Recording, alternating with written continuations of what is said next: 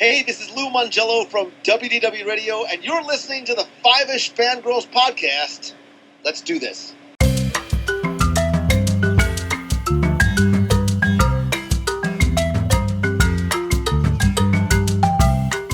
The tangents this week continue all the way to episode 391 of the Five-ish Fangirls podcast. This is my family.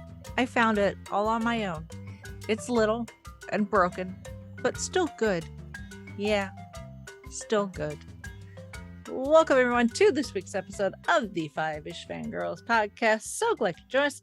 Let's start off like a door from the virtual table and see who's joined us this week. This is Chrissy in Salt Lake City. This is Sally from Wisconsin. And this is Rachel in Indianapolis, Indiana. Hello everyone. Hello. Chrissy got her voice back. I did. It was awful last week. I was so upset because Mondays is my day to do story time at work. And last week's was, the theme was monsters, and it was one that I had planned. And I'd like, because, there's three of us librarians, and then we switch off every week choosing a theme and planning, what, the craft is and all that stuff. And this was like, I was really looking forward to it, and there was no way. And podcasting, even more no. Yeah. But I am back. I am. Yay. I broke the spell off Ursula and got my voice back. Yeah. I didn't necessarily have to kiss a handsome prince, but I do that anyway. So.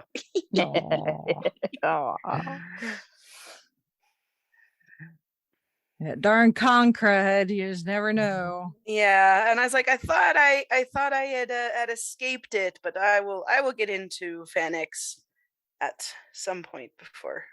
Yep. But after we're done with the news and such. Yep.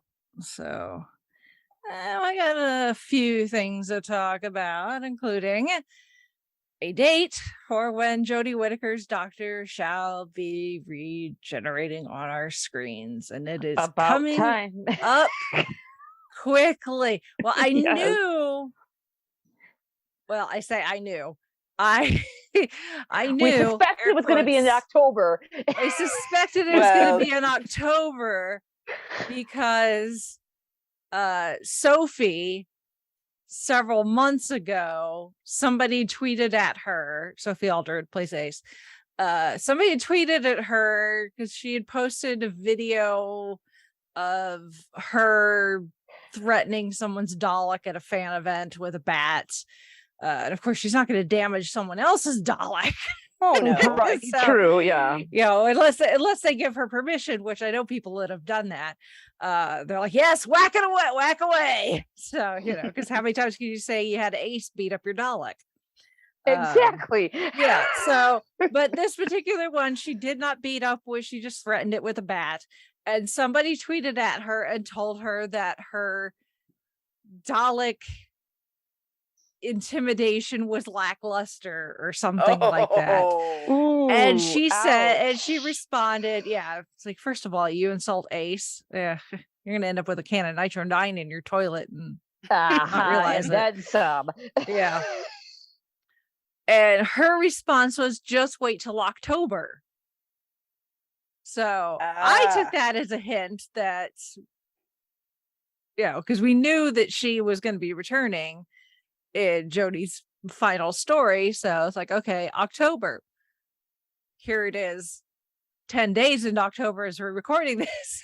Finally, the BBC, it was like, okay, here we go. We're gonna give you a date, the title, and a little teaser trailer. So yeah, we've got 13 days until Jodie regenerates now. Yeah. October How 23rd. apropos. Yeah, October 23rd. So a month before Doctor Who's, anniversary. Power of the Doctor is the title. So but yeah, we've got all the baddies, and we've got the Master and the Fam and Ace and all sorts of madness. It looks like it's going to be just a bang doozle of an episode. So. Yeah. I had to chuckle because on the Friday before it was announced, one of my fellow coworkers is like, "Have you heard anything yet?" Like, it's supposed to happen sometime this month. As soon as I find out, I'll let you know when then. Yeah. It drops. Like, okay. Like, we'll know when we know. No. Now we know. So, No. oh yeah. And then I get to see Jody Oh, nice. not long after that because I am going to GalaxyCon in Columbus, Ohio, first weekend of Sweet. December, and Jody's gonna be there. So Nice. There you go. I'm so excited for you. yeah, me too. So, I look forward to checking her off. So John Barrowman's going to be there too, but I've already met John, so You're kind of Oh, like, boy. you're further down like, the list. yeah, like Yeah. sorry, John, been there, done that, got the selfie. So Oh boy, but if they're anywhere in the near vicinity, yikes! Why do I have a oh feeling yeah, hijinks are going to ensue? yeah. I'm still going to keep an eye on John. So You never know when a sneak attack's going to come up. Yes. never know. So Power of the Doctor, October 23rd. We could say farewell to the 13th Doctor. Mm-hmm. So, like, looking forward to seeing what Shooty looks like in Jodie's clothes. Oh boy. There's ever a time where the new body just does not fit. Yeah. I think. So I don't know how tall he is compared to Jodie. I don't know. Either way, it'll be interesting. They'll make it work somehow. Yeah. So, and then over the weekend was New York Comic-Con. Not quite a big to do as San Diego Comic-Con or D23 Expo, but still we got a few things, including our first look at the Super Mario Brothers animated movie, which immediately visually puts it several steps above the live action movie. If anything else, it's better to look at. Yes. So, very Bowser heavy on the trailer there. So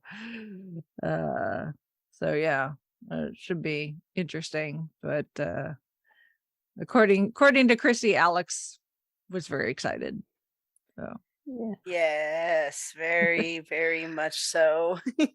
So I know a lot of people have had opinions about the casting of Chris Pratt in this, and I mean, I just have to give kudos to his agent. He just gets whoever his agent is will get him all the roles, things. So that's probably why Chris Pratt is paying his agent. But anyone who thought, oh, okay, so and we'll get to this later, because Charles Martinet actually is in the movie. You'll see him on the cast list on the trailer, and so but the Mario voice in the video games, you'll notice that it's just sort of there as a flavoring. So if they did that all the time, it might not work so well.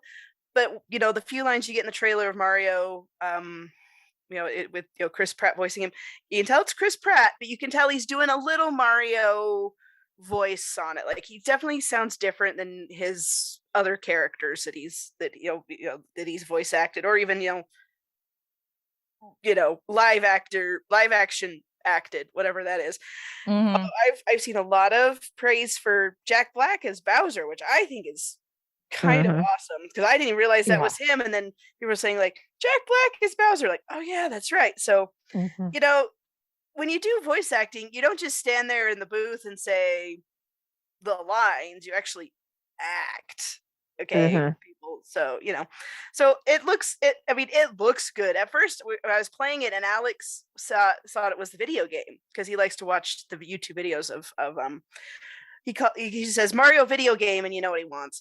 And I was like, no, this is for a movie. And he's like, really? Like his voice, his face just lit up because we took him to go see Sonic 2 when that was in theaters, and he loved it, and he did really well going to the movies because sometimes you wonder how your kid's gonna do first time, but yeah, it looks like it's gonna be fun. It looks like they are learning from the success of Sonic.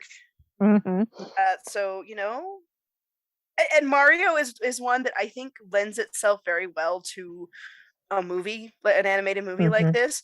Whether or not the story, what they're going to do with it, maybe they'll do something they'll do something different. Maybe the penguins, like, holy cow. The penguins are in it, which that was sort of icing on the cake for Alex because he also loves penguins. So I'm just kind of like, have you guys been tapping into my son's brain and saying, what exactly does he want? When I saw that, it was like, Alex is going to be so happy. Oh my gosh. You have no clue. Because at first it's like, he's not really sure what it is. And he sees Bowser and he's like, oh, okay. And the penguins show up and he's like, it was just like Christmas had come early, y'all. Yep. So you know what? The Twitter fan critters can screech and scream about whatever they want to. I don't care. My 5-year-old is going to love this. Consequently, I'm going to enjoy it. And a good time will be had by all, I am sure. Yep. Just from this one trailer. I'm like, you guys actually care. And this one actually has a stamp of approval from Nintendo. So that's saying a lot, right? That is saying a lot because Nintendo is very particular, especially their proprietary character, especially Mario. They don't just let anybody play around with it. They learned from the live action movie, which we still haven't shown Alex. Probably a good thing. We thought about it. We're like, what do you like? Those Goombas, I don't know. Yeah. I'm like, it's way too much Blade Runner. Yeah. Although I do like Bob Hoskins and John Leguizamo as Mario and Luigi. And the gal who plays Daisy. I'm like, there's some good elements to it. Then there are some questionable ones, but yeah, I don't think so. But so this one looks like fun, and yeah, the internet can go stuff it. Because I have seen people whining, but long walk off short pier. Quite. It's got your kid's seal of approval. That's all that really matters. That's the main thing. This is, and again, like, it's Alex's 5. He's never actually played a video game, unless you whatever little fun games he plays on his Amazon tablet. Unless you count that, but he just loves it. I don't know what it is. I have no idea why Mario of all things clicked with him, but it does, and it's just too cute for words. Which, again, we will get into that in a moment. So, but anyway, Mario trailer looks like it'll be fun. So we're excited. Yep. So, also for New York Comic Con, I made sure I was home and in front of the computer for this, because thankfully they were live streaming it, even if you weren't there, for free. But they had a panel for Good Omens. Nice. Which Neil Gaiman was there, along with the gentleman who directed all of the first season, all the episodes of the first season, and along with a couple of chattering nuns that will be making a return appearance in season 2, but as new characters, along with one of our new cast members. So they had a nice, hour-long panel talking about Neil coming up with the idea for a season 2 and how all that went about, and how they, what changes they had to make because of the pandemic and everything. So unfortunately, some of the cast members were not able to return. So in some cases they got recasted. So we still have Beelzebub, but Beelzebub's gonna be being played by someone else. And then we're also gonna have some cast members that are returning that will also, besides our chattery nuns, some other cast members that will be returning either as new faces, and in some cases they didn't say one way or the other whether John Hamm is coming back as Gabriel or whether he's going to be somebody else. So but they have posted some photos of some of the characters, and then they did show a clip at the panel, which those watching the live stream did not get to see. They went to a blank screen essentially. But we could hear it. Oh, sure. Yep. Which still made me very, very happy to hear to hear Aziraphale and Crowley together again. I'm like, so yeah. And then they had well, it wasn't live, but they had a little video of Michael and David and John Hamm in a Zoom answering a few questions. And of course, Michael and David could not stop taking the piss out of each other. And it's the funniest thing ever. And I love it.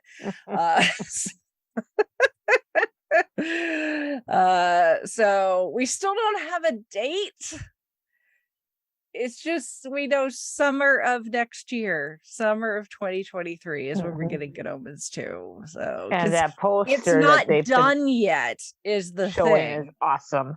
Yeah, it's not, the thing is, it's not done yet. They're doing ADR right now, which is, advanced dialogue replacement with Michael. So they're still knee deep in post-production. So hopefully when summer means early part of summer, I hope. Fingers crossed. Between seeing Neil Gaiman earlier this year and this, I'm totally like, I'm ready for more Good Omens. So grabby hands. Grabby hands. So yeah. So I don't know if that clip will ever get released, maybe at some point. Because they were like, don't record this, put away your phones, watch it, enjoy it. So maybe at some point they'll release it so we can see it, but as of yet, nope. We just have some character images and a poster. Yep. So and that poster is gorgeous. It does look like fun. Yes. Well, I sense a rewatch in my future, and how I have missed the a rewatch, a reread, re-listen, a re-listen. So, although I did get Sandman Part 2 from Audible the other day, so I need to listen to that too. There you go. And Part 3 did drop. Yes, I know. Unless you meant Part 3. Okay. Yeah, so I have to listen to Part 2 first. Busy. Yeah, of course, yes. Yep. Speaking of Neil Gaiman, sorry, I've just I'm watching a trailer of Stardust because it's on Netflix now, and just Charlie Cox is just wonderful human being, just running after his lady. Anyway, sorry, off topic. Well, it still fits. It does. Yep. It does. It's a Neil Gaiman story. Yep. And we'll talk about Charlie Cox more next week. Yes. For a different reason. Yes, entirely. Yep. Oh, and speaking of Marvel, we can't have a Comic-Con without at least a little few things Marvel. Granted, a lot of the Marvel announcements were comic book related, which doesn't mean anything to me, unfortunately. But there were some non-comic book related things, like the announcement that starting on November 11th, which is the release date for Black Panther Wakanda Forever. M'Baku is going to be a character appearing on Avengers Campus at Disneyland's California Adventure. And that's just the start of a Disney park celebration of Black Panther 2. So they're going to do some more things at both Disneyland and Disneyland Paris, because both of those have Avenger campuses. Nice. So, which should be cool, because they already have Black Panther, and the Dora Milaje make appearances on Avenger Campus as it already. So that'll be cool to see who else they might pull from Wakanda to make a special appearance. Probably some specialty themed food. Boom, there you go. As well. And then we were talking about Epcot on our last episode. Guardians of the Galaxy Cosmic Rewind, the attraction at Epcot, is going to get a special holiday soundtrack cool. in the ride. So right now, when you ride it, you get to a certain point and you get a classic rock song that plays on the ride, and there's a number of them, so you could ride a number of times and get a different song. And I'm sure it was not coincidence, but I was watching someone doing a live stream on September 1st, rode the ride, and got Earth, Wind, and Fire September. So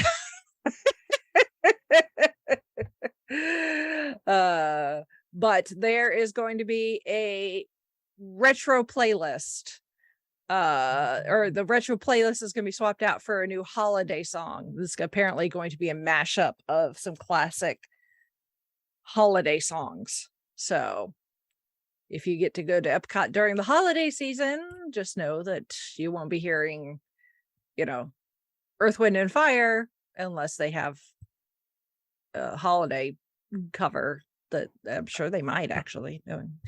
So who knows? Yeah. So that'll be fun to watch people on TikTok do live streams once that starts and see what it sounds like. Because I'm not going to be writing it anytime soon. Someone invite me, please. And then speaking of food,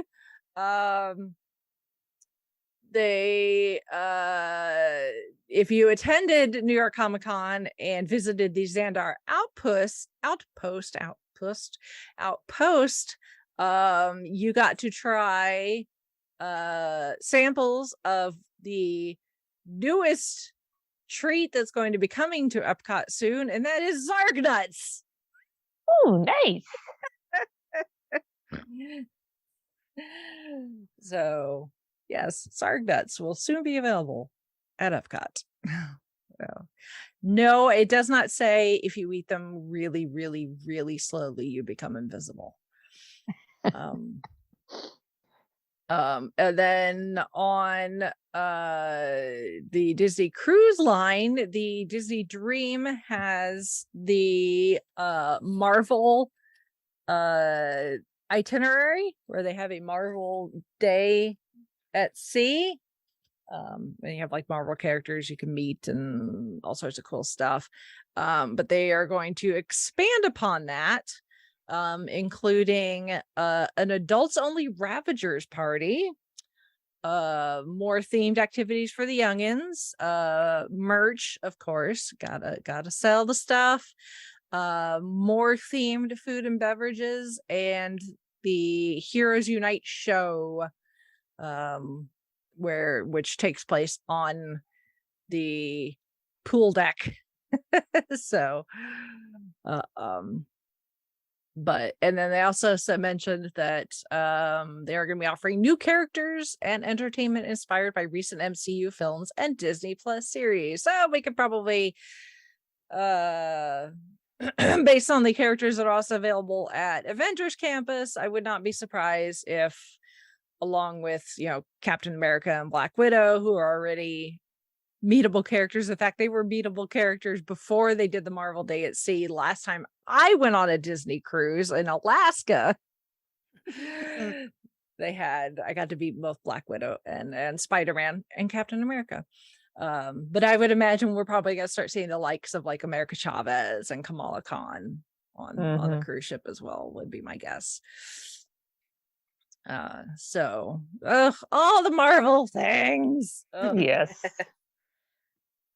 Not enough time. I can't be in 12 places at once. I wish I could. So that is it really for the news. So Chrissy, you can finally give your recap of Salt Lake Fan X. I will happily do that. It's been a few weeks, but so we went. Fan X ran September 22nd, 23rd, and 24th. We only got to go on the 23rd or the 22nd and the 24th because I had to work on the Friday. But we got there Thursday night. I mean, it doesn't really start until the afternoon, like the Thursday afternoon. So we dropped the kids off, headed out there, and first off, downtown Salt Lake, there is just so much. They're completely renovating Temple Square, which is the big kind of centerpiece of downtown. But then everybody decided, hey, they're renovating. Let's everybody renovate too. So finding parking was kind of a nightmare on Thursday because every time I turned around, I haven't been downtown in a good hot minute. So everywhere I knew where to park, that wasn't available because everything was torn up for some reason, even, far away from the main big construction projects. It's just kind of like, thanks guys. So, like there's two main shopping centers. It's not really a mall anymore, but there's City Creek, which is right next to the convention center. And then there's the Gateway, which is a few blocks west of the convention center. Only place we could find parking was at the Gateway, which isn't too bad. It's just we weren't prepared for it. But we got there and it was okay. So it took us like an hour to finally get in. Also, they were having some issues with the wristband scanning in. So I don't think they actually scanned in the first night, but we didn't care. So we got in there and we hit up Artist Alley. It's kind of our first thing. And holy cow, I think this is the biggest Artist Alley has ever been at Salt Lake Fan X. Unless they had it bigger like one of the early years that I didn't really pay attention. But I doubt it. But it was just like, so we walked in, and there was like a piece of art that I really, really wanted. I saw first up. I'm like, no, I'm going to wait. I'm going to go look at all everything else and then decide.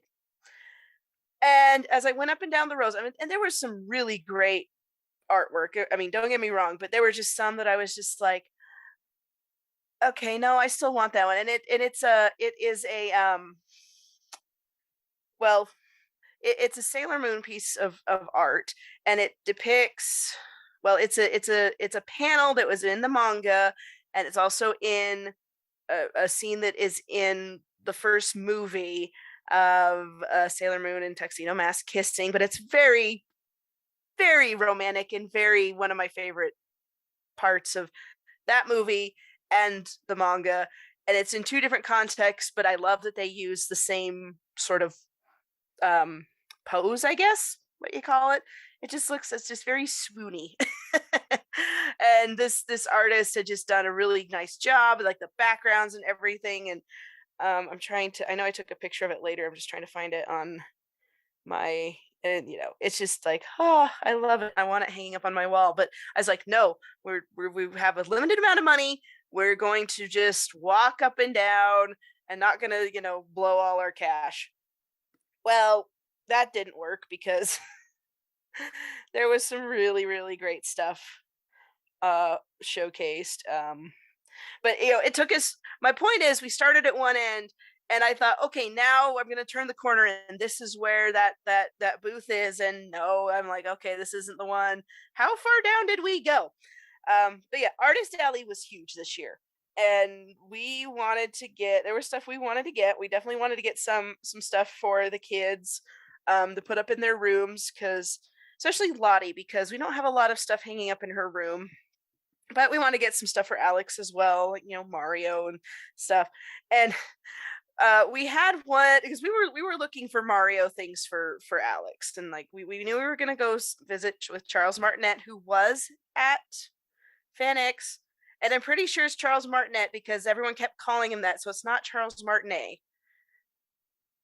I don't know. Maybe it's like depending on the day what it is, but anyway, but we were just going up and down, and we had one instance where we were like looking at this one booth, and we're like, yeah, no, this isn't gonna work, because, you know, they had their art, you know, hanging up behind them, and the guy at the table was like, oh, you know, what are you looking for? Like, yeah, we're looking for Mario art, you know, fan art. We can't find it. And he like pointed up at this one next to him, and we look at it, and it is a decidedly not kid friendly piece of Mario fan art involving Mario and Peach, and No, thank you. yeah, it's like, no, we want this for our 5-year-old, and he's like, oh, well, can't help you there, because this booth, I mean, it was great art. It was just a little much for what we were looking for. And then we finally found a booth with and it's an artist. He's actually local, and I wish I had his name handy because I did get a card from him. But he had Mario artwork that was basically like it was kind of a bigger version of, you know, like you have the game levels, the way they kind of, it was reminded me of like the way they draft the game levels back in the day. But there was like little in jokes in there, and, you know, Mario and Luigi doing just funny little things, and the characters just, you know, it was really silly, really fun, and it was, you know, definitely kid friendly. And we got talking to him, and he said that his son as well, he's a little bit older than Alex, has some sensory, not quite autism, but they're it's kind of in that on that spectrum, in that wheelhouse. And like his son just loves watching. Speak of the devil, Alex just walked in, but his son like loves Hi, Alex. looking at the pictures, because he can like find all the things, and it just makes him happy to find all the stuff. So we got one that was like Mario and Luigi fighting the bad guys, and there was like a Christmas one where they're like all in this big house, and there's so like you see all the characters through the windows, and there's just all these fun little in jokes. So it's like it's a house, but it's like looks like, but the roof has like ladders, so there's like several tiers of the roof, so it looks like the classic Donkey Kong game, but it's a Christmas house with lights.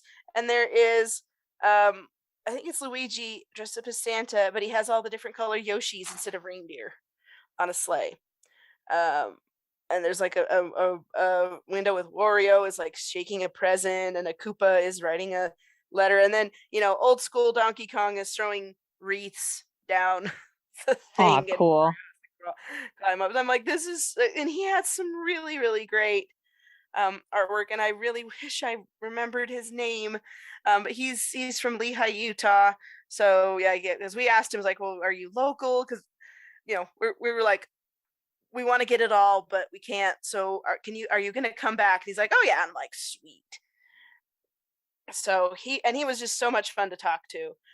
And then the other artist that we met, and I was actually really excited because I have followed her artwork since I was in college.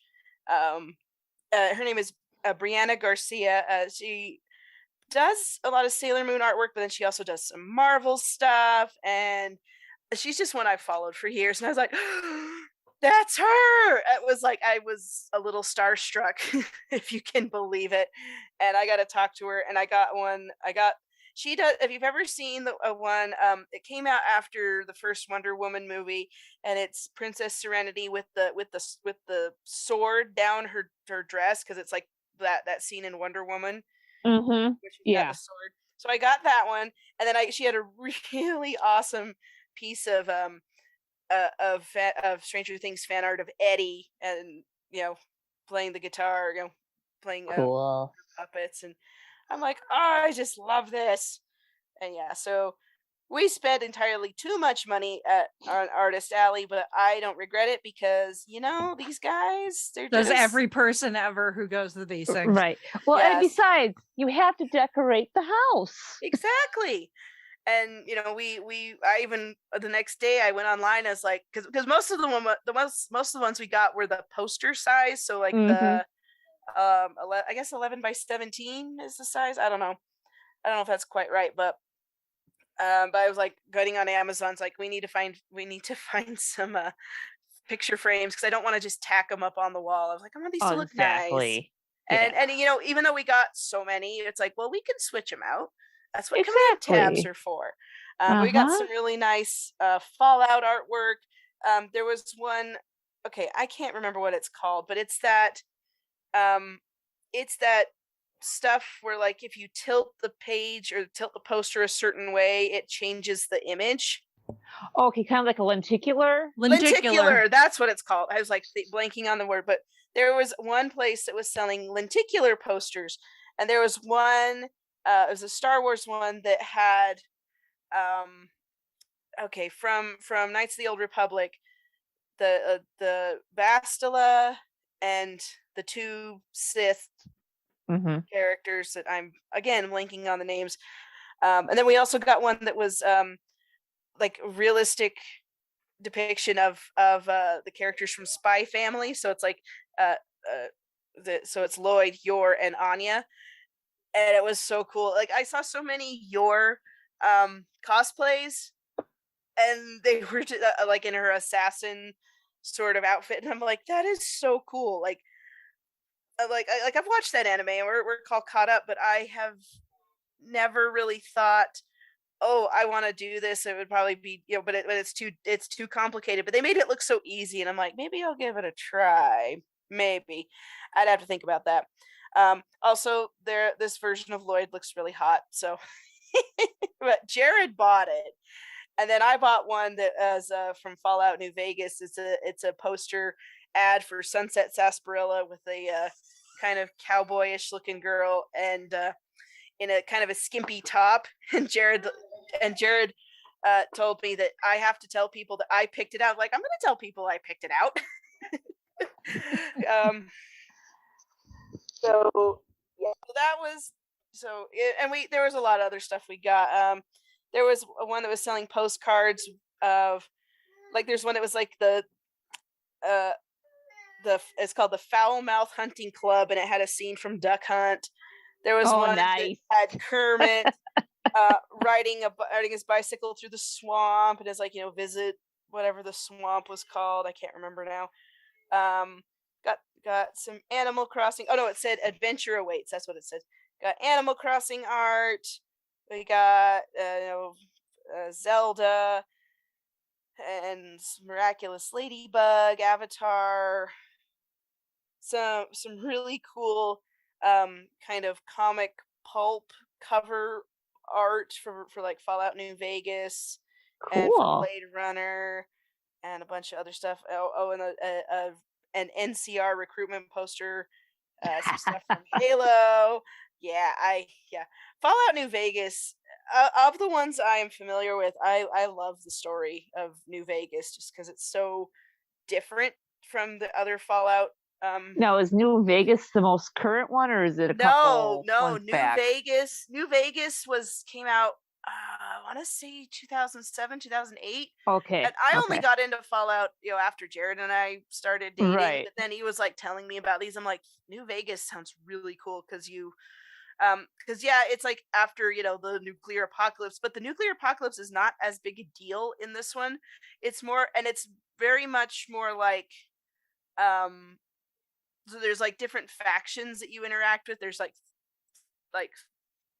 three, let's see, so there's 4 main choices you make at the end of the game, like which faction you side with. But and then there's a lot of minor factions that you meet along the way, and even choices when you interact with those tribes can impact the end game, which is really cool. And it's like it seems like it'd be so complicated and hard to keep track of, but I'm enthralled by how it works. So it's of the games, the Fallout games I have played and I've experienced, I think that one is my favorite, although 4 is a lot of fun. But they're all enjoyable. So anyway, so that was Thursday, and then we went and found some of our author buddies, said hi to them, spent more money on books because of course. And so that was Thursday. Then didn't go Friday. Saturday was when we took the kids. And originally, like Alex, we were gonna have Alex dressed up as Mario, and then Jared was like, and we just all wear whatever. And then Jared's like, well, I could do my Luigi costume. And we found Lottie's Princess Peach costume. I was afraid that it wouldn't fit her because Alex's overalls for Mario are a little short. So I was like, oh, she's probably grown out of hers, but it still fits. This was last year that it will fit, but that's okay. And then I had my Daisy dress. I'm like, well, if all three of you are gonna dress up, I better dress up. Although I was a little, I don't know. Sometimes when I'm like, oh, I'm in at the con, I've got to have the bags and all this stuff. And actually, it worked out pretty well, wearing the big poofy dress. So our main priority, like I said, was to meet Charles Martinet. We were going to try to do it on Thursday just to get it out of the way, but it just didn't happen. But it's like, well, then Alex can actually meet him. And we kind of explained, okay, this is the man. He does the voice of Mario. And when we got up to his table, there was no line. Everybody was lined up for Jason, David, Frank next door, which is great. But I was like, oh, we can just walk up, and we were all in costume, and the handlers were like, oh, come here, and I'll call him Charles because that's his name. And he came up and was like, oh, this looks so wonderful. And like the whole time, like he talked a little bit in his normal voice, but then the rest of the time he talked in the Mario voice, and we told him Alex loves Mario. Like we love Mario too, but Alex, that is his thing. And he had all his posters and stuff that we could sign, and we're like, well, this is gonna be for Alex. And the lady that was taking the money was like, okay, which one do you want? And he was like pointed at one. It's just Mario. It says Mario, and then he's like sitting there waving. It's got a red background, and that was the one he wanted. So Charles signed it, and we wanted to get a recording of him talking to Alex as Mario. Unfortunately, I cannot put it online anywhere. That was part of the deal of getting it, so it's for personal use. So, but it, we have it. It's fine. Cool. It's for Alex, so like solely for Alex. And then we weren't going to get a picture at the table, but it was like, we're here, we're in costume, we should do it. And he was so cute with Alex because even though Alex, he has a hard time like kind of understanding these kinds of things, and he didn't really say anything back to him, but he was just so energetic and just so like making sure that Alex had a good experience, meeting somebody that that does a character that he likes. And I'd handed my phone to the handler, that was doing or I guess it was I can't remember if he was a handler or if he was a FanX volunteer or staff or whatever. But he was there, and like, and Charles was just like, okay, we're gonna, like we're gonna hit the block, and you're act like you're jumping in the air and gonna hit the block, and we're gonna do V for victory and L for Luigi, and just all these fun. Alex finally got it, and then he gave him bones at the end, and so he got it, and it was just such a good experience, and we got the recording, and I had it recording on my phone. And he said, do good in school, and super Alex, you superstar, woohoo, mamma mia, have fun. I'll see you in the Mushroom Kingdom, sort of thing. And it was awesome. It was just so heartwarming, and I'm just loving it. And then we're done, and we walk away. We're like went to go get a little cover protector for the poster because we were still going to be there for a while. And I was like looking at my phone. And the staffer there, I swear there's like 100 pictures here. He just snap the whole time. And I thought he would have just like taken a few, but I'm just looking at it's like almost, if I flip through it, it's almost animated. Oh, that's awesome. Good on. I'm sure some of those photos later, it's like, oh, I could do this, I could do that. Yes. Oh, that is so awesome. And I've got Lottie. I'm holding Lottie in my thing, but it is just, we got so many dang pictures, and I was like, that guy was so sweet. And I even posted on the FanX Facebook page, and because people were talking about, and I was like, look, we paid for this. Our son, he's got autism. There's and some developmental delays.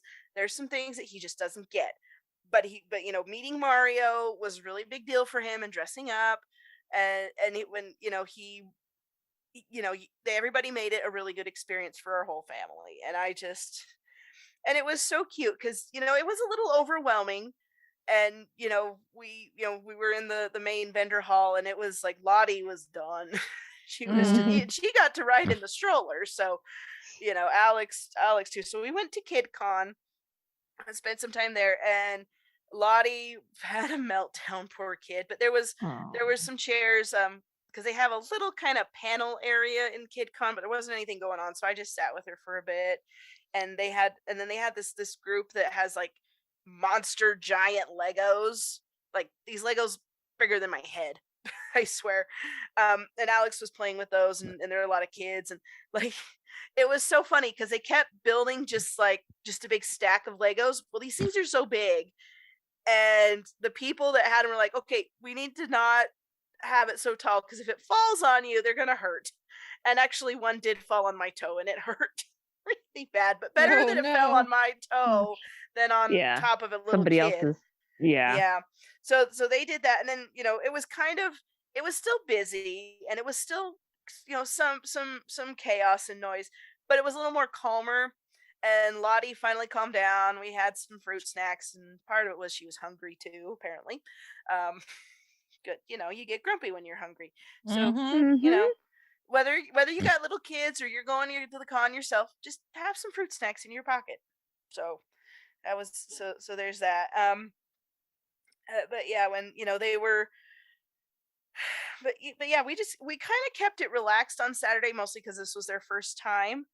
And then and everybody, like, people complimented us on our costumes just all over the place.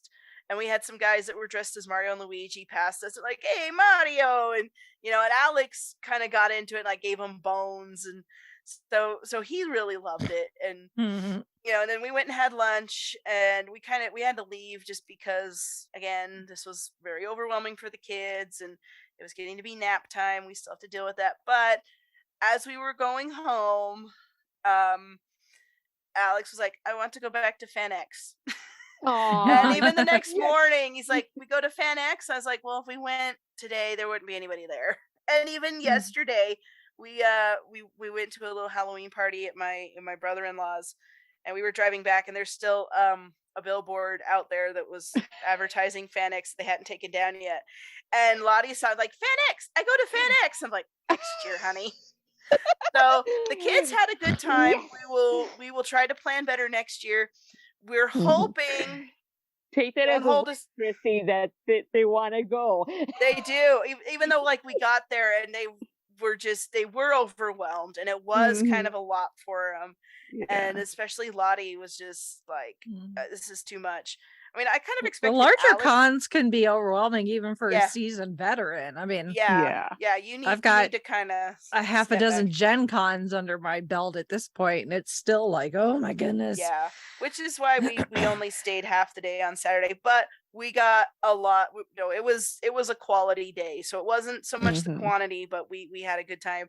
And I think next year we're hoping we've talked to some of Jared's author buddies. There's a group that, like, if you pay so much, they'll let you have your book at their booth, and there's like a whole bunch of authors, so you don't have to pay the full cost, because those booths, and even just a table, was really expensive. But you're there for a certain amount of time, and you're scheduled to do signings and whatever, but you're not there the whole time. You don't have to pay for the whole thing. You'll just have to pay for the books to be there.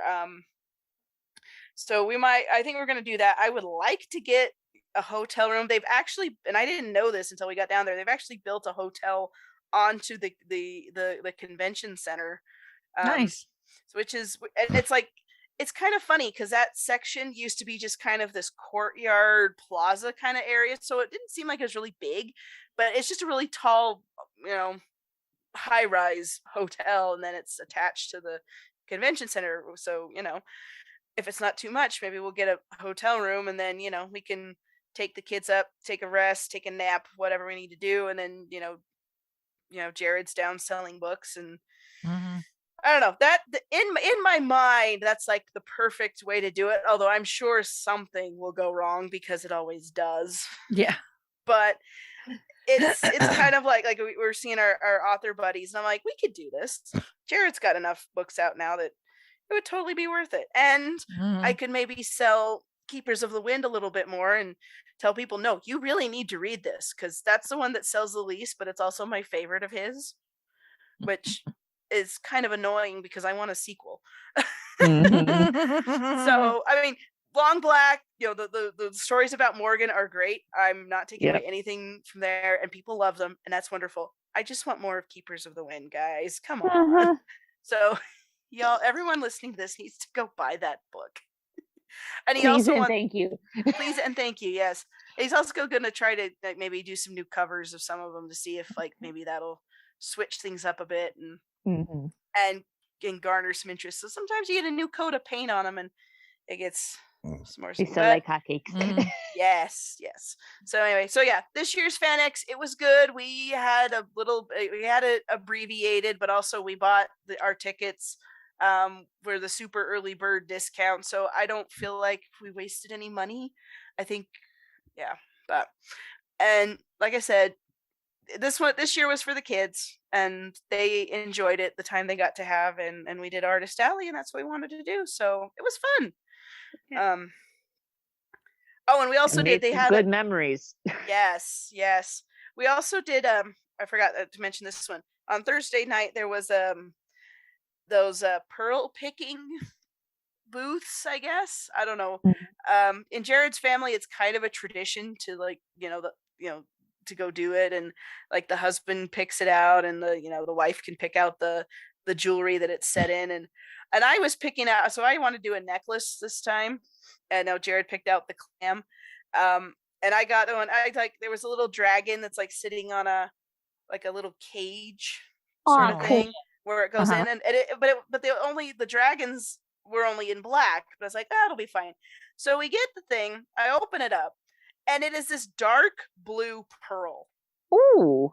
And it is really cool, and it looks great with the black dragon, and I'm like, this works. Nice. So I have a new favorite necklace.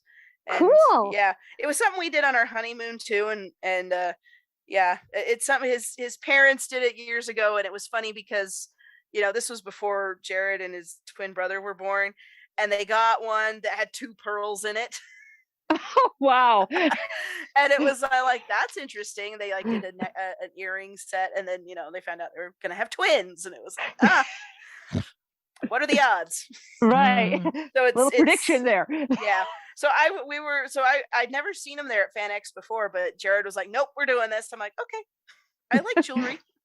Don't have to tell me twice. Like, yep, okay, you're paying, sure. So, but no, it's really pretty. I love it.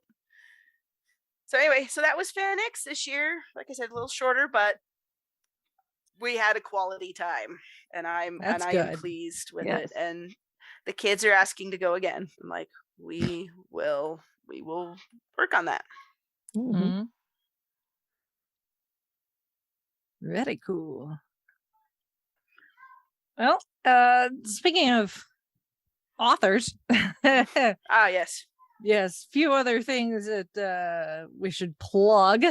Now available is the temporal logbook number 3, which is a Doctor Who anthology series, written by collections of stories written by a whole bunch of people, but this particular one has a story in it by Sean from Traveling the Vortex, and I also believe Russell McGee, nice friend of the show, has a story in there too. So 2 people we know are in the latest temporal logbook release from Pencil Tip Publishing. So you can go online. We'll have a link in the show notes, so you can go and order that either online or,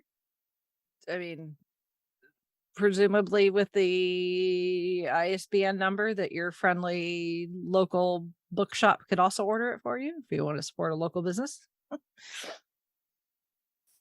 And then for the comic book folks, actually releasing tomorrow as we're recording this, October 11th, is the DC Tears Through Time, which is a kind of an anthology comic book. And Charles Skaggs has a story that's going to be in that. So hit up your local comic book shop to get that. I have mine pre-ordered at my local shop. I'm gonna go pick it up tomorrow. And if electronic is more your thing, it is also available to pre-order. Yeah. But it just so happens that Charles is also going to be at GalaxyCon because he also too wants to meet Jody. So I'm going to make sure to take mine with me so he can sign it. So there you go. He's like, bring it, I'll sign it for you. I'm like, sweet. So yeah, if you happen to know the author and have a chance to meet the author, then physical copy would be the best way to go. Yes. So support your local bookshop, support your local library, support your local comic book shop, and support independent authors. Exactly. Yes, all of the above. Yeah. All right. So feedback from Shalane. And she says that we were talking about the live action remakes, because of the trailer for The Little Mermaid and everything. And she mentions that there is supposed to be a Hercules live action remake at some point, which I believe we talked about that actually, because I think she mentioned that in feedback after we did our Hercules episode. But that is supposed to be directed by Guy Ritchie, so that could be interesting.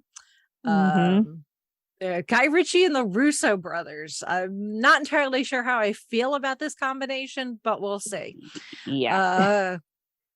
So I mean, they're obviously the Russo brothers, very talented.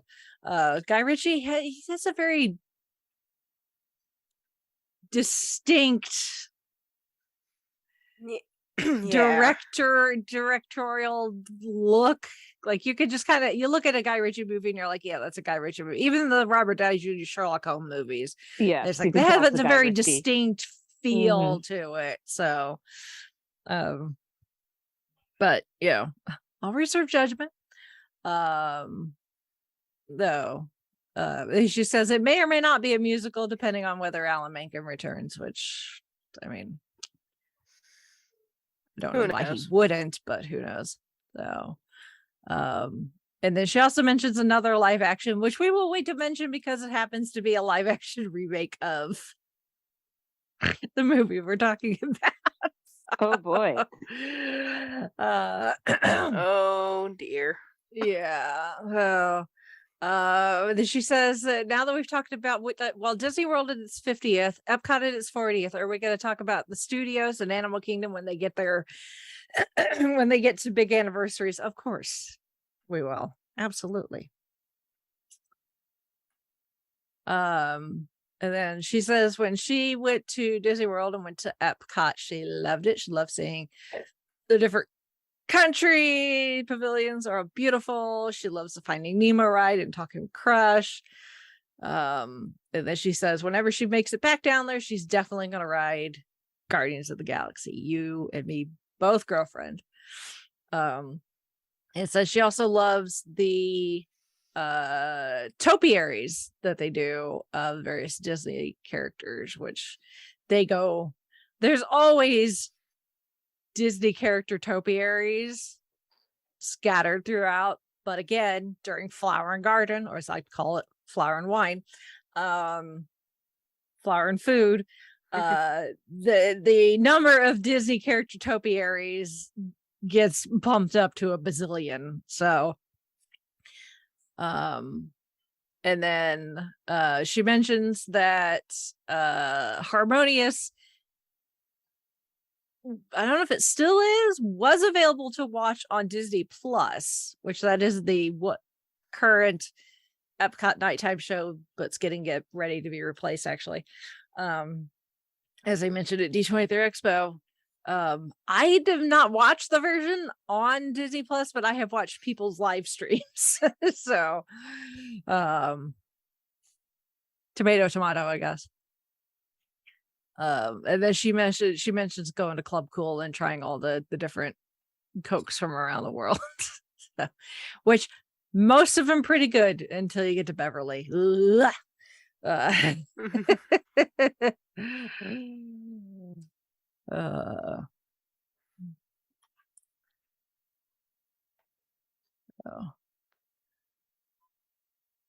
thank you, Shalane, for your feedback, especially when your feedback ties into what we're talking about. It's like magic or something. Oh, and in fact, she requested this movie. Yes, it was on her list of movies we should cover. So we are talking about Lilo and Stitch, which turned 20 earlier this year, which is crazy to think about. I remember taking Shalane, speaking of, and well, all my siblings, but I remember Shalane was really excited for this one, to the theater to see this when I was let's see.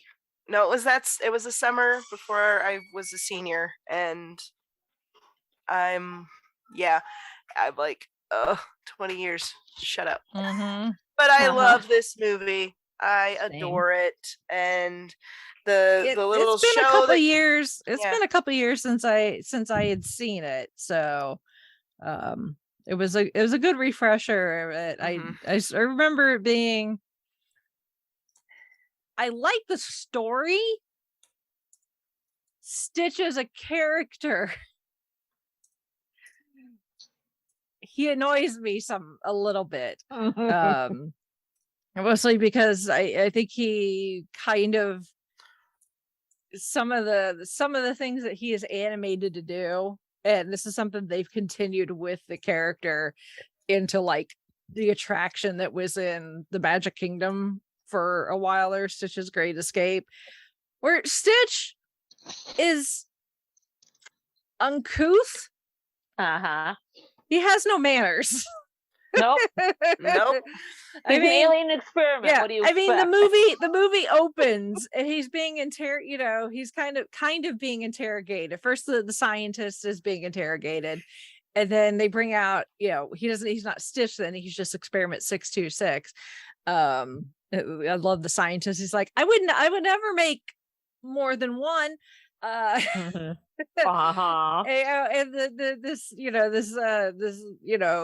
the uppity up Inquisitor lady is like, please indicate if you understand what we're saying to you.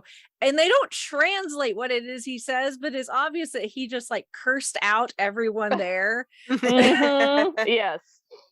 And so it's something really rude. And that just kind of, and he's just like, he's licking the inside of the ball, and they just leave like the slime on it. And then, when he's in the ship and he's being supposed to be sent off to the asteroid, and he realizes he could trick the guns by dribbling, saliva. And it's like, he's gross. He picks his nose at one point with his tongue and eats it. Yep. It's like anything like just unlikable and awful that you can get away with in a kids movie that they could have Stitch do, they had him do. I mean, it's absolutely in there for the kids, because the kids are going to see that and go, ew, I want to see it again. And laugh and roll on the floor and rewind it. I want to see that bit again. Yep. Which, is that contrast with, Lilo, that there's that bit in the pound, or, the animal shelter where they're going to get a dog. And And, you know, not a lobster. Not a lobster. They have a dog door, not a lobster door. Yeah, and that's the bit where Stitch sticks his tongue up his nose, and she goes, "Yep, he's good. I can tell." Yeah. And it's just, it is like just that wonderful. There's so many good character moments for Lilo, especially in this movie, and that's what makes her such a likable character. Is just she just has her own way of doing things and her own way of thinking about things, and you know, and her introducing him to Elvis. Yes. Oh, holy cow. And, you know, just her whole thing about, you know, Pudge the fish. She can't give him tuna. Do you know what tuna is? Yeah, it's like, and everything just makes sense to her in her head. And then, you know, she says it out loud and it sounds ridiculous, but it makes sense to her. So that kid's logic. Yeah, kid logic. It's a combination of kid logic and from what I researched, while it's never been outright said, a lot of people in the autism community recognize some of Lilo's quirks in themselves. Yep. Yeah, that you know, she's fixated on Elvis, like the hyperfixation. The hyperfixation, you know, that's her favorite thing, and you know, she just sees things differently, and it's very endearing and very sweet, and just and you know, because you know, her Nani like tells her, like even when I was a kid, or you know, well, not really a kid, I was a teenager, but you know, that whole, you know, why didn't you wait at the school? You're supposed to wait there. And there's, you know, there's this whole drama with, you know, that she may get taken away by the social worker because Nani might not, you know, but it's like all these things Nani tries to do, and it's just Lilo being Lilo. Like she doesn't think like, oh, I need to stay here because my sister's gonna come get me, and if I wander home, and you know, the fire department is gonna have to, you know, just all these different things, and like, you know, in some ways I'm like, as a big sister, I can be like, oh, why didn't you just listen to me? But at the same time, I get that Lilo has her own way of thinking and her own way of looking at the world, and just, you know, what she does. So I'm like, I see both ways, and it's not like there's really a villain in this story. I mean, definitely have an not antagonist. Really. Yeah, you have an antagonist in what is his name? The big guy. The general. But he's, you know, he's not really trying. Yeah, the captain. Captain Gantu. I was like the elephant guy.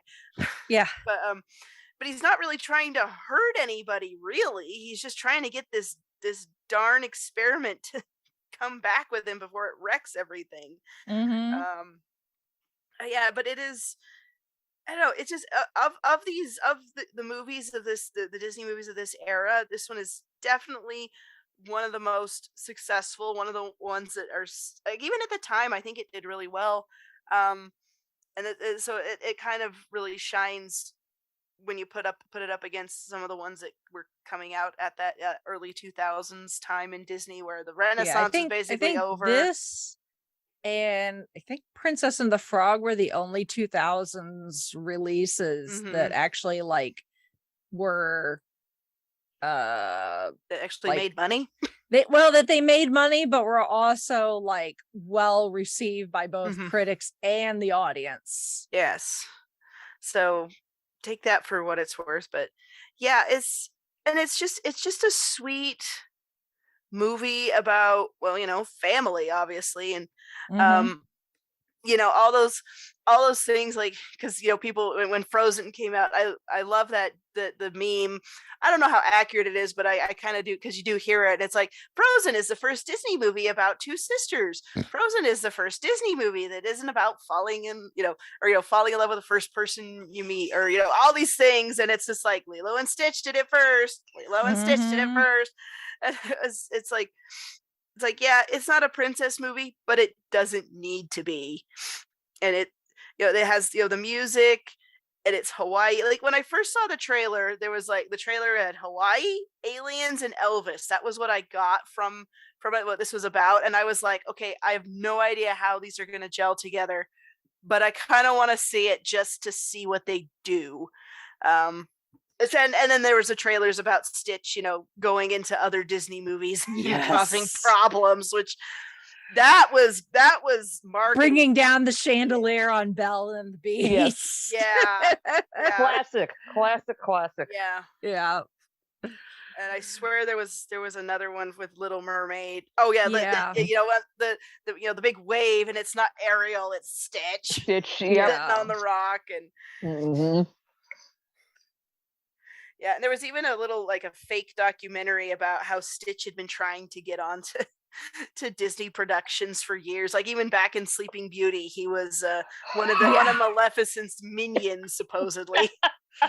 I can't remember where that. It might have been like on the DVD later because I remember seeing it. Why does that not surprise me? Yeah, so there were a bunch of other things that they worked him into just to be kind of like, this alien. Where did he come from? Why is he here? And why is he trying to get into all our movies? So we finally gave him his own movie. Yeah. Yep. Which I mean is obviously not reality, but also in a way it kind of is a nod to Stitch's actual origins, though, because he had been fought up by the Chris Sanders, who was the head storyboard artist at Disney Animation. He had actually created the character Stitch back in the mid 80s for a children's book. Wow. That never got anywhere. So he's been sitting with Stitch in his back pocket for like, almost 20 years. And of course, this was during the Eisner era, but this was post the Disney Renaissance. Because obviously Lion King, Little Mermaid, Aladdin, those movies that they put Stitch into, for these little like TV advertisements to entice people, because they realized that the craziness of Stitch was going to be the most eye-catching when it came to advertising. So post the Disney Renaissance, as we've talked about, Disney was kind of struggling. The Atlantis didn't go over as well as they would have liked. The Emperor's New Groove didn't go over as well as they would have liked. So some of these movies that we've talked about that have gone on to become fan favorites weren't necessarily box office darlings at the time. So Michael Eisner was like, well, we still need to be making movies, but let's see if we can do something in the line of like Dumbo, which was really low budget because it's a shorter runtime. I mean, Dumbo is only like slightly over an hour long. So this is short too. It's like 85 minutes long, so it's not that long. And instead of doing these really elaborate for the backgrounds for like the scenery for wherever a scene is taking place, instead of intricately drawing every single thing, because like all the stuff we see in the background, like when Belle is walking through the village, obviously there's a lot of stuff to look at. So instead they're like, let's do something like Dumbo, where a lot of the background, once you get to a certain point, it's watercolor. It's not as precisely drawn, but it still has a very colorful look to it. And that's what they did. And essentially they gave Sanders and the other people that ended up coming on to make this, were essentially told by Eisner and whoever, it's like, your budget's $80 million, which nowadays, like even now, it's like that's a lot of money to me, but to them that was like that's budget. That's a low budget. Yeah, as expensive, especially animation is just so expensive. Yeah. Like you don't. Yeah, it is just people don't understand it how much work animation takes, how much just time, and a lot of it is manpower. It's a lot of manpower. And people scoff about cartoons in the 80s were just made to sell toys. Of like, those toys paid for the show, basically. And that's still the case today. Those toy sales made sure that the studio stayed open so you can get the stuff that you love. So don't knock it. Don't knock the toys. In fact, go buy some. Put them on your shelf. But they essentially were like, as long as you stay within this budget and you do the more watercolor type painted backgrounds, beyond that, like those stipulations, they let them do whatever they wanted. And I always loved the look of the watercolor in this movie, because first off, it's Hawaii, so you definitely want it to have that distinct look. Like it's not it's Hawaii. Like Hawaii is beautiful, it's colorful, it's just a very distinctive setting. And so you don't want it to look like every other, it's not a medieval castle or, something like that. Now they all have their look, but and that's what they were trying to get away from. Yeah. And the watercolor, the very fairy tale look. Yeah. Which, for this one, it worked. It worked just so well. And I remember when this came out, Disney Channel had, I think it was still Movie Surfers back then, the show. Like they would talk about the movies and go behind the scenes and all that stuff, and they would talk about how they wanted to do watercolor and like the way that the characters were drawn, like that very round, soft shape, the way that they move, and how it's again, distinctive look, a distinctive character design that again works great for this movie with all its different things. It's like all these things just on paper, it doesn't seem like it should work, but it's perfect. It's just one of those things that just everything comes together, all these ideas, all these talent, all these creatives, and it just works. And maybe it wasn't supposed to, or maybe it was just we're gonna throw this out there so we have something for the summer. And 20 years later, it's still everybody's favorite. Like there's like Stitch plushies and pins and shirts and all the stuff. Stitch Funkos. I mean, Stitch is they're of course, again, being the era of Disney that this was, of course there was a direct-to-video sequel, Stitch the movie, which ended up being the pilot for Lilo and Stitch the series, the television series, which ran for 65 episodes, which is pretty impressive actually. And then there was another sequel, Lilo and Stitch 2, Stitch Has a Glitch. There's a short film, The Origin of Stitch. There's a Stitch anime. That does not surprise me. Nope. Where there's instead of Lilo, Stitch has a Japanese girl as his best friend. And had 3 seasons and 2 post-series specials. So there was a Chinese version. Oh my gosh. So and as we kind of alluded to with Shalane's feedback, is there is supposed to be a live action remake at some point.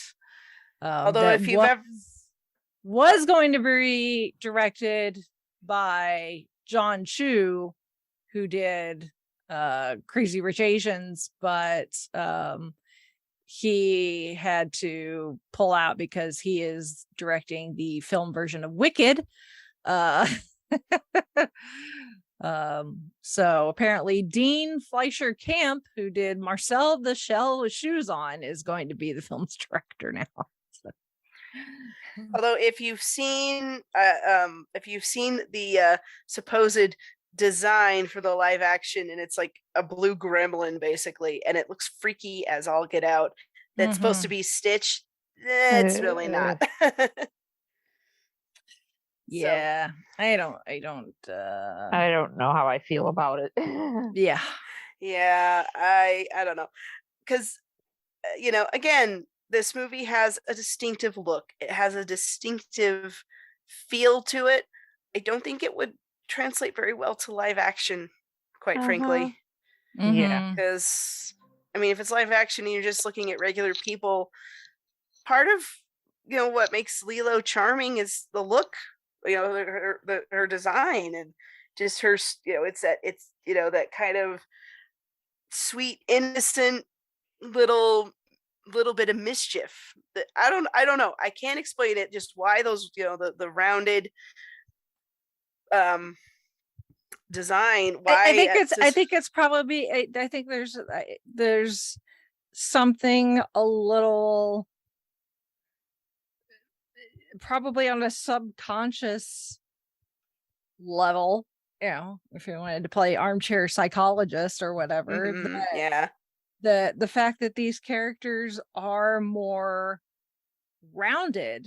I mean, all of the characters have, very round heads. Their noses are more round and kind of bulbous in a way. They're big eyes.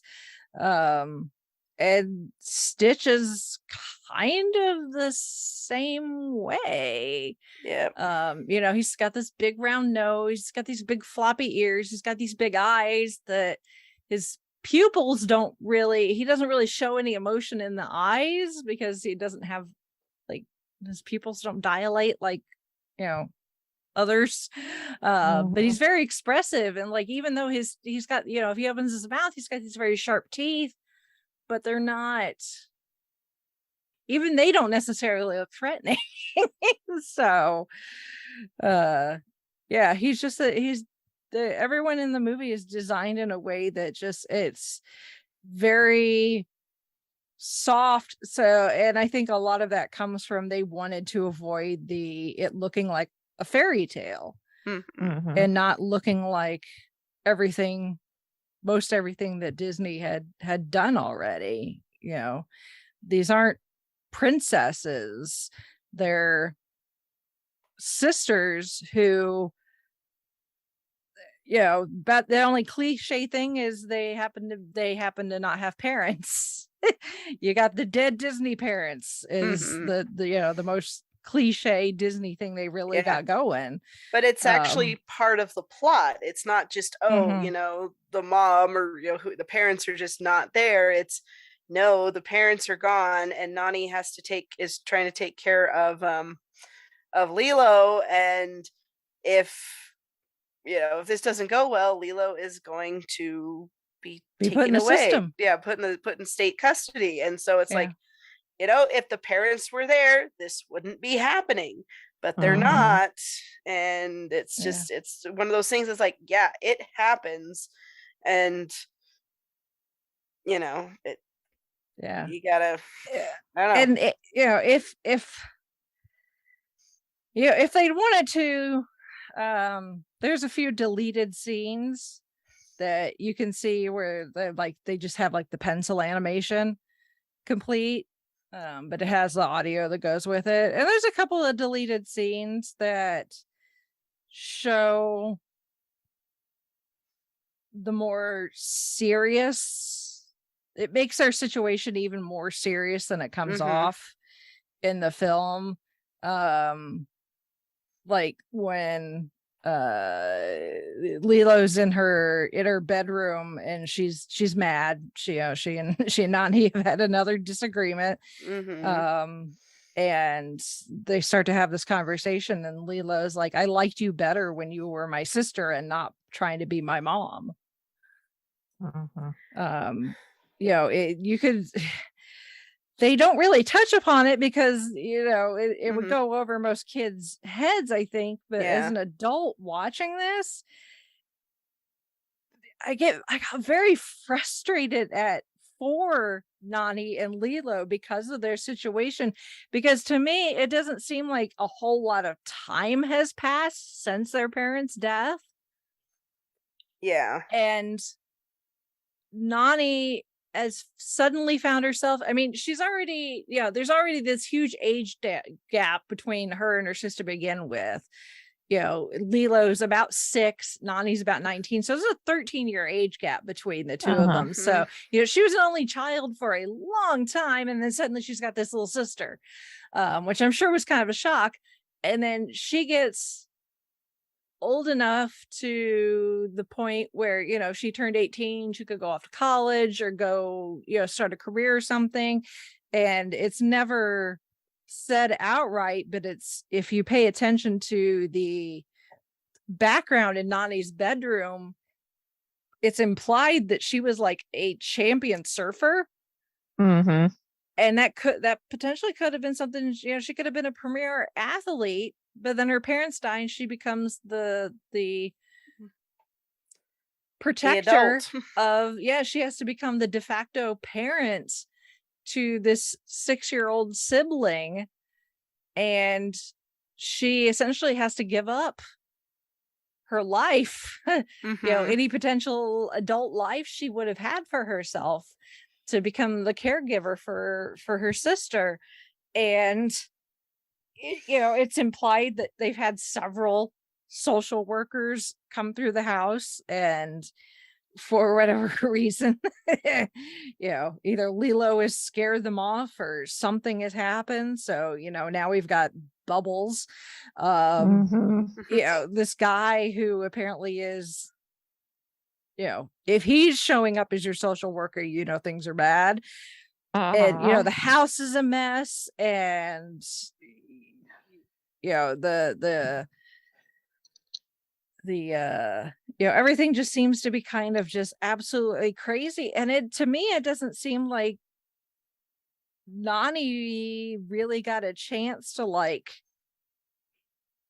have a real opportunity to be like, okay, well, this is my situation now. I need to be, you know, this house needs to be something that both I as an adult and my kid's sister can live in, and, you know, figuring out schedule for school and her hula lessons and her working a job and being able to go to the grocery store and that sort of thing. And it's like, they keep bringing these social workers to their doorstep and just kind of glaring at her and her sister, but no one seems to actually be offering them any help. Yeah. Other than David. Yeah. Which, I mean, David is one person, and I mean, he did end up helping Nani get a job, which is great, but it's like, you know, we got this Cobra Bubbles that's like, you've got 3 days to get your life straightened out, and it's like, that's it. You're not gonna like, hey, if you need help, call these numbers, contact these people or these agencies. Like their entire life has just been upended, and nobody seems to be lending a helping hand, and she's floundering. And Lilo is obviously suffering from some sort of trauma from her parents' death. So she needs therapy. Nani probably needs therapy, and they need some help, and nobody's offering it to them. And that's like, it's so frustrating. Yeah, it really is. And then, you know, then Stitch shows up, and it's like, you know, the whole time they have that whole montage where, you know, Nani, they're going all over town, and Nani's trying to find a job, and, you know, it seems like she could get one if Stitch wasn't there causing trouble. And it's just, you know, she's trying to do it all. And it's like, and I do remember thinking, it's like, don't they have grandparents, aunts, uncles, neighbors, somebody who can, you know, try to make this, try to help them out, and it's just kind of like and this way, so obviously when we're talking about aliens from outer spaces, not real life, but I have seen I get the occasional TikToker show up in my TikTok feed of folks of various indigenous groups, and I've had some Hawaiians, some indigenous Hawaiians pop up, and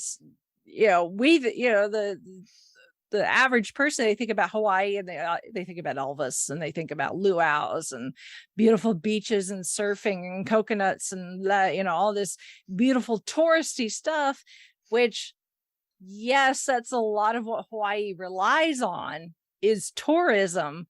But outside of the stuff that they may look pretty for the tourists, Hawaii is actually, as a state and its collection of islands, is actually very, very poor, because they rely pretty much on tourism. For the average person living on Hawaii, it's not all beautiful lays and sun, white sand beaches, because part of it is because of where they are geographically. They're so far removed from everything for them to be able to get resources. It's very expensive to have stuff shipped to the islands. And it's like, what do they produce, as that they could sell? I mean, tourism, that's about it. Is people take trips there. And there's not really anything that they grow, I guess. I mean, pineapples, I have no only clue. Gets you so far. It only gets you so far, honestly. Like, I have no idea. And the islands I'm not trying for, to be, the film and TV industry as well. But even then, there's seasons for that. It's short, there's it's bunches. It's not long term. So the fact that Nani struggles to find a job, whether Stitch gets in the way or not, right? Just the fact that you see the types of jobs that she's going to, and what's potentially available to her, it's unfortunate. I don't want to. I've never been to Hawaii. Honestly, I have no desire to go to Hawaii because I'm not a beach person. When I go on vacation, I'm sitting on the beach and just chilling for hours on end. Not my cup of tea.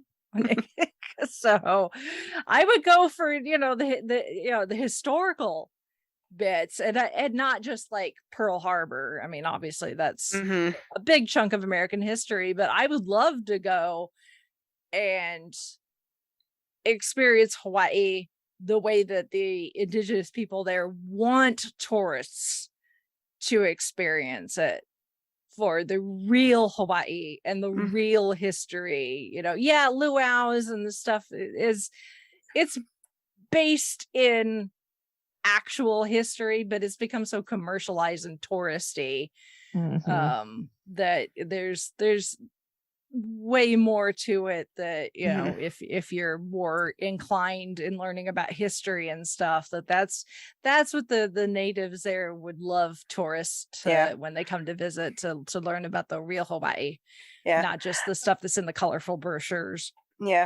I would, if anybody is planning a trip to Hawaii or wants to go somewhere, I would highly suggest, highly recommend, because I know people who have gone there and people have actually worked there, the Polynesian Cultural Center in I think it's in Oahu. Yes. They you want to talk about all like the native cultural stuff. There's a museum there that actually has like history, and you can try different things like the games and the dancing, and it is pretty authentic to what to what it is. And they have, the locals who specialize in this kind of thing. And it's, it's really nice. It's really clean, really welcoming, kind of thing. And it's, it's a good family venue from what I understand. So Polynesian Cultural Center, they do a lot of really cool stuff. So check that out, just as an aside. Mm-hmm. And you can just search. Yeah. And some of that is when they were developing the script for Lilo and Stitch, they took that into account. The directors, they went to Hawaii, did a lot of research on what actual houses look like and the plants look like and the mountains look like, and making sure that where it takes place actually matches the real life landscape and stuff. And the voice cast is mostly either native Hawaiians or people of Hawaiian descent, and they allowed them to put in local slang and colloquialisms and things like that, so it sounded more authentic. So that's good. So to make it show respect to the people, and make it feel like it wasn't just a bunch of white people on the mainland making up what they think Hawaii is like. So and it worked. Like we said, this was a successful movie. This and Princess and the Frog, as far as the 2000s movies were concerned. It and they both take place in places that you don't really think of, or these weren't settings that Disney had really done before, like Hawaii and New Orleans. But they did some really, really fun things with the setting. And so maybe they were onto something there with that idea. I mean, they're both very different movies, obviously, but there's some similarities, some characteristics that they both share. And it did get nominated for best animated feature. It did not win. Bummer. What did win? What did win? I think that was I want to say that was the year that Spirited Away won, actually.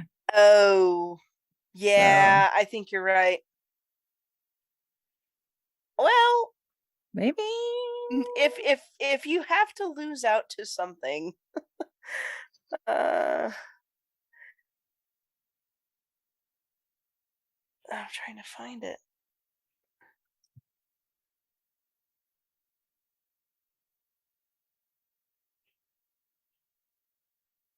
Yeah, okay. It was nominated for Best Animated Feature, 75th Academy Awards. Okay, here we go. Sorry, I was. Yep. Yeah, Spirited Away. Yeah, Spirited Away won. It was the other nominees were Ice Age, Spirit, The Stallion of Cimarron, and Treasure Planet. So, I mean, Disney did have 2 movies in there, but well, I mean, Treasure Planet is great. It's one that if they want to do a live action remake, do that one. But I think Lilo and Stitch is better. But yeah, you cannot beat Spirited Away. I'm sorry. Yeah. It just we may or may not be speaking about in the near future. Yeah, I mean, you go against Miyazaki. Sorry. Yeah. Just give him the trophy. Yeah. Sorry, you're but yeah. Oh. But I mean, Stitch, at least as a character, still very popular. You see him as a meetable character in the Disney parks. Like I said, he had his own attraction. for a while there, Stitch's Great Escape, which was in Tomorrowland, which took the place of Alien Encounter, which was a really, I never got to ride Alien Encounter, but I've seen video. That was a dark, and I don't mean dark ride like the dark rides like Peter Pan and Snow White, where you sit in a vehicle and it happens to be in the dark, so everything's all all the color pops. No, this was dark and like scary attraction. That kind of dark. Yeah, that kind of dark, like freaked people out. So then they essentially reskinned it so that you still had the alien aspect, because this time, instead of it being an alien that's gonna destroy you like your Sigourney Weaver, it's Stitch instead. And instead of having like the alien like breathing down the back of your neck and making the hairs all rise up and making you crap your pants because you're so scared. Instead, it has Stitch do things like slobber all over you and belch, and the entire room smells like chili dogs. Yeah, that doesn't sound like that. I only rode that attraction like twice. Yeah, like, no, but it was not my thing. Yeah. Like that one, I feel like you could do something with the spaceship chase or something on that ride. I don't know. Yeah, you would think, but oh well. It was a very unique ride attraction system. So I'm sure they wanted to spend as little as possible without having to like completely gut the entire thing. Yeah, that sounds about right. Again, this is the Eisner era we're talking about. So yes. Yeah. But, I will say this. We mentioned the TV series, which I didn't watch. I didn't get to watch all of it, but I would catch episodes here and there. And I will say, like at the time, the part that really impressed me was that yes, Stitch's Experiment 626, but the conceit of the show is there were 625 other experiments before that. Before Stitch, and I remember thinking at the time when that came out, I'm like, that's actually really clever. I love that. I was gonna say, if you know the history behind the name of WD-40. I actually don't know. It took like 40 tries. It took him 40 tries to get it right. So well, there you go. There you go. There you go. So yeah. So that's funny on a number of levels. Yes, it is. But yeah, so like the show is like every episode is they're finding one of Stitch's cousins. Yeah. Because they're like in these little pods or something, and they get wet, and then they're like gremlins, or not gremlins. Yeah, gremlins. Gremlins. Mogwai. Yeah, that one. Yeah. And then like each one has like some skill or some trait that makes him very mischievous. So Lilo, they have to calm the cousin down and find them a place, like a job or something that uses that skill. And it's the episodes I saw are very clever and very cute. And so, if you have time and you want to, check out the Lilo and Stitch TV series. I'm pretty sure it's on Disney Plus. Yes, it is. Yeah. So it's, I mean, obviously the animation is, it's TV, so it's a little more lower budget, but it's still fun. Yeah. And also Rob Paulson plays the one experiment who is kind of a kind of a smart ass. And it is so funny because he always I always remember him like wanting a sandwich, and it's him and Jumba are sort of the antagonists of not Jumba, Gantu, because Jumba's the other guy. But yeah, so they're always like trying to one up each other, or they're always in at loggerheads. But it is so funny. Oh yeah, it's X625. So he's helping Gantu. he's helping Gantu capture the experiments. And so he'd rather make sandwiches. And apparently he does get a name. It's Reuben later, but that doesn't happen till Leroy and Stitch. But apparently Lilo called him Sandwich Boy once in one of the episodes. And I'm like, okay, that's why. I was like, I know something to do with sandwiches. But yeah. But it's so funny because, Rob Paulson, voices pretty much everything, in every show. But I think this is, and he's the guy who did Yakko in Animaniacs. So, so think of what I'm saying. This is one of his funniest roles. Not saying the funniest, one of the funniest. But he's a hoot. So, it's a good foil against Gantu, who's like, the big rough military alien guy. And I'm like, and then there's this thing, and it's like, okay. Yeah, what's interesting is if you look at the voice cast, the names aren't necessarily the most recognizable. Like I know Tia Carrere from her time as a model, I think, and it was like on MTV. Yep. David Ogden Steers obviously has done a lot of voice acting for Disney, among other things. So I will mention Davy Chase, who voices Lilo, also the English voice of in Spirited Away of San. No, not San. What is her name? I'm having a massive brain fart today. But anyway, she's the main character. We're going to hear her again. Yes, which is funny that this movie lost out to the other movie she's in. Spirited Away. So it's like, either way, she's still Chihiro. Oh my gosh. Yeah. San is from Princess Mononoke. Yeah. Blah. Anyway. So there you go. Yeah. But it's people are gonna be like screaming at me, you got it all wrong. I know. Yeah. Yeah. But I mean, to me, the person that to me the most recognizable name is Ving Rhames. Oh well, yes. Bubbles. Which I'm glad, because Bubbles was supposed to be like a skinnier dude with like blonde hair, and I think as they realized that Ving Rhames is going to do the voice, that they just made him look like Ving Rhames. Yeah, that was the smartest thing to do, because I can't picture Bubbles anything other than what he actually is. No. I mean, and Lilo just describing, I was like, 5 times a day, bricks in a pillowcase. Yeah. Really? Oh, yikes. Sweetie, no.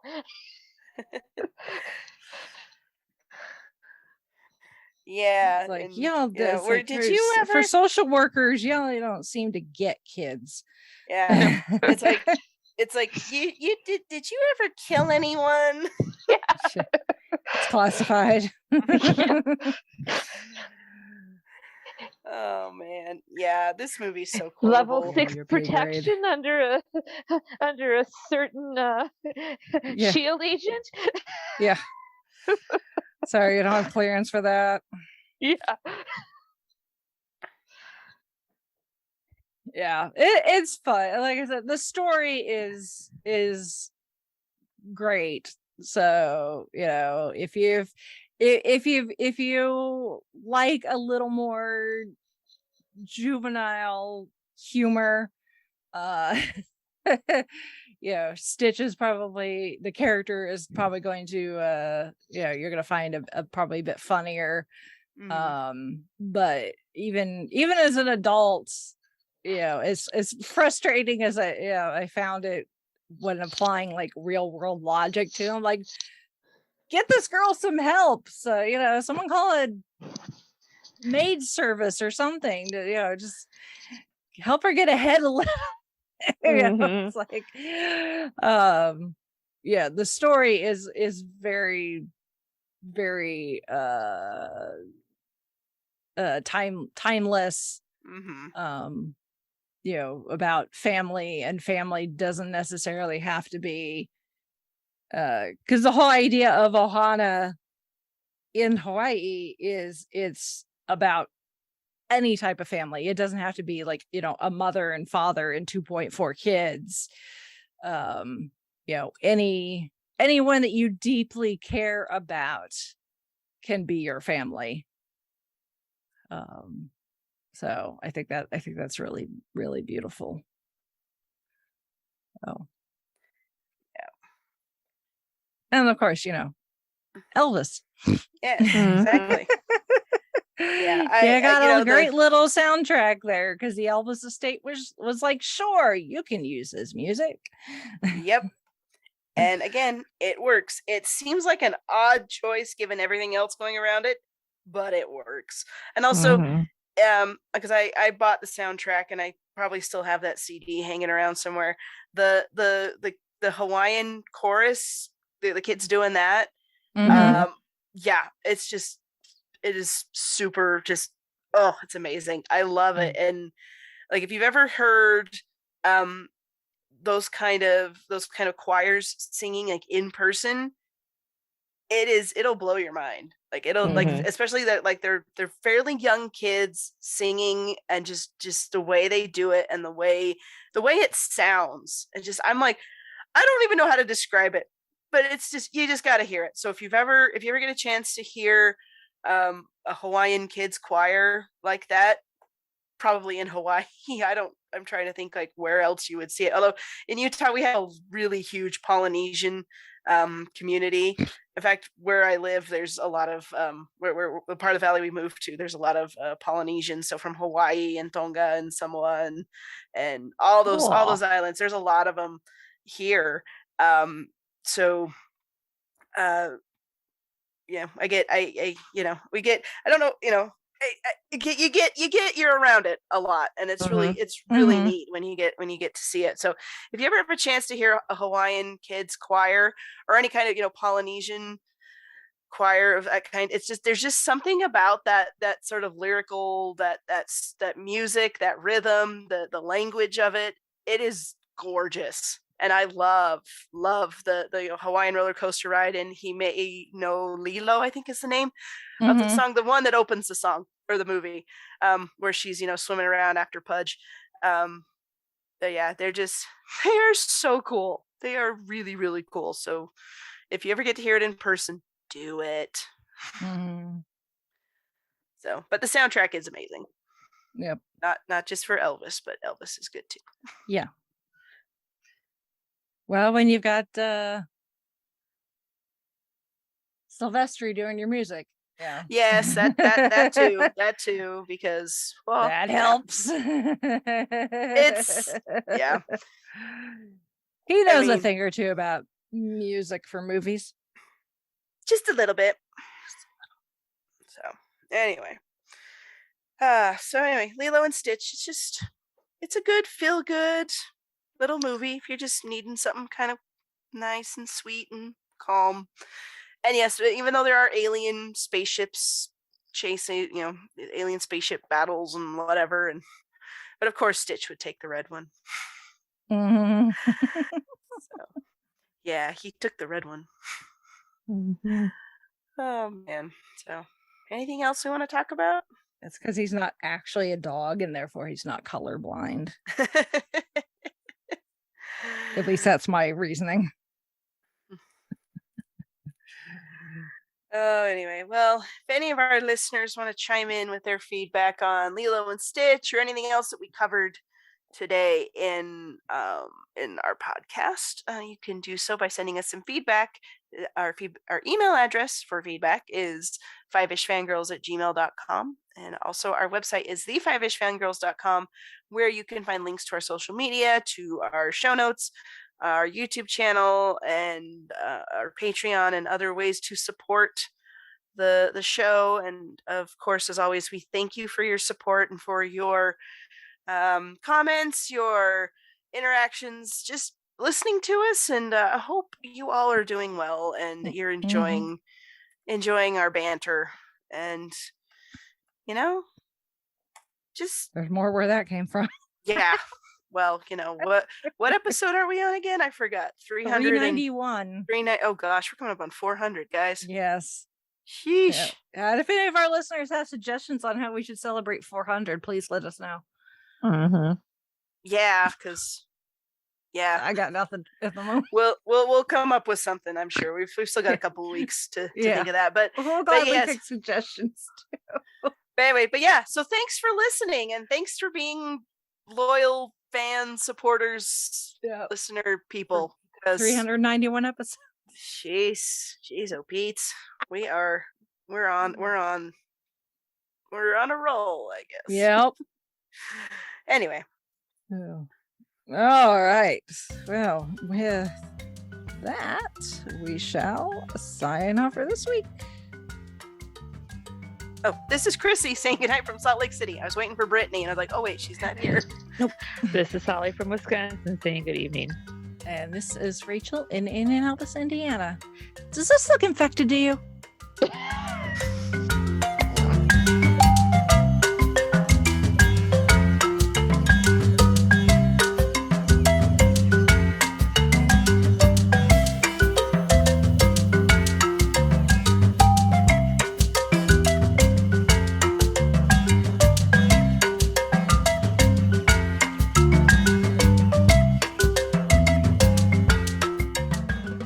Listening to the Five-ish Fangirls podcast. You can find more episodes and information at the5ishfangirls.com. Any and all books, movies, games, and any other forms of media mentioned are owned and operated by the respective copyright holders. No copyright infringement is intended or implied. If you wish to support the show, the easiest way is to leave us a rating and review. More ratings and reviews will make it easier for others to find the show. If you wish to support us monetarily, you can do so at patreon.com/5ishfangirlspodcast. All money goes towards fees and equipment to keep the show going. For official Five-ish Fangirls merchandise, visit redbubble.com/people/5ishfangirls. We love hearing from our listeners and encourage feedback. You can email us at fiveishfangirls@gmail.com. You can also like and follow us on Facebook at facebook.com/5ishfangirls. Thank you so much for listening, and may the squee be with you.